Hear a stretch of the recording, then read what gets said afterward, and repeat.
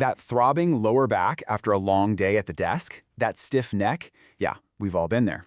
And if that sounds familiar, you are in exactly the right spot. We're about to unpack a super simple, science-backed routine to hit the reset button on your body. And it all takes less than 5 minutes. Let's dive in. Chances are you've heard this one before, and wow, is it powerful. I mean, think about it. On average, we spend about 9.3 hours a day sitting. That's actually more time than most of us spend sleeping. It's so normal we don't even question it. But what if we've been looking at the problem all wrong? Because it turns out the chair isn't the real villain here. The real danger is just being static, still. Your body was designed to move, to have variety. So when we lock it into a single position for hours and hours, well, that's when things start to go a little haywire under the surface. So, what's actually going on at a biological level when you're frozen at your desk? Turns out it's a lot more than just feeling a bit stiff. Okay, get this. The effect is shockingly fast. According to research, after just 1 hour of sitting, the production of the enzymes that burn fat can drop by as much as 90%. Your metabolism basically just hits the brakes. And this explains the mechanical problem perfectly. Researchers call it creep deformation. Think of it like this. If you gently but constantly pull on a piece of taffy, it'll slowly stretch out of shape, right? The exact same thing is happening to the ligaments and discs in your spine. Under the sustained load of sitting, they slowly deform. So, here's the crucial point. You can't undo 8 hours of stillness with a 1-hour workout at the gym. It just doesn't work that way.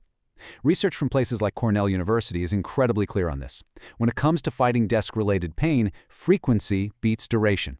Every single time. All right, enough theory. Let's get to the good stuff, the action plan. This is a simple, 5-part routine you can do right now in your chair to immediately start undoing the effects of sitting. We're starting with the spine because let's face it, it bears the brunt of the load. These first 2 movements are designed to just gently mobilize it and wake it back up. This is the seated cat-cow. So as you inhale into that cow pose, really think about opening up your chest. And as you exhale and round into cat, feel that amazing stretch between your shoulder blades. The goal here is just fluid motion, linking your breath to the movement to wake up every single vertebra. Next up, the seated thoracic twist. Your thoracic spine, that's your mid-back, gets so incredibly locked up from slouching. Crossing your arms helps isolate the movement right to that area. Just rotate gently, okay? Only as far as is comfortable. This isn't about forcing anything. It's about restoring that natural rotation. Okay, spine mobilized. Check.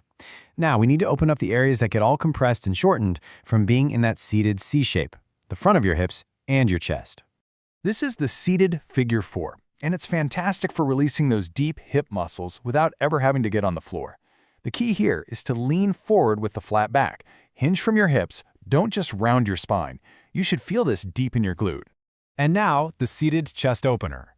This one directly fights that keyboard hunch. As you squeeze your shoulder blades and lift your hands, you're stretching the pectoral muscles that get so tight and pull your shoulders forward.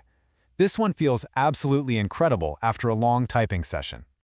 And to finish our little routine, we're targeting the #1 spot for tension and stress for almost every single desk worker out there. The neck side bend. Your head weighs about 10 to 12 pounds, right?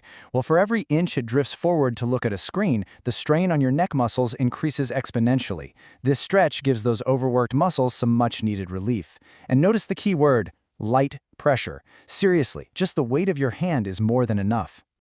So you've got the moves, but how you do them matters just as much.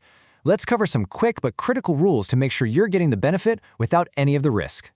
These guidelines are universal, from Harvard Health to professional ergonomists.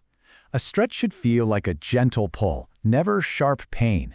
Hold it steady. Bouncing can actually cause your muscles to tighten up defensively. And most importantly, breathe. Holding your breath just creates more tension, which defeats the entire purpose. Okay, we've covered the science, we've walked through the routine, and we've got the rules. Let's bring it all together for the final and most important takeaway. After learning all this, you might be asking, okay, so what's the perfect prescription? How many times a day should I be doing this? And this gets to the absolute core of it. There is no magic number. Doing this 5-minute routine twice a day is far more effective than one 10-minute session. And you know what's even better? doing a single 60-second stretch every hour. The goal is just to consistently and frequently interrupt the stillness. This leads us right to the final, crucial question. We spend so much energy trying to find that one perfect ergonomic posture to maintain, but what if that's the wrong goal entirely? The best posture is always your next one.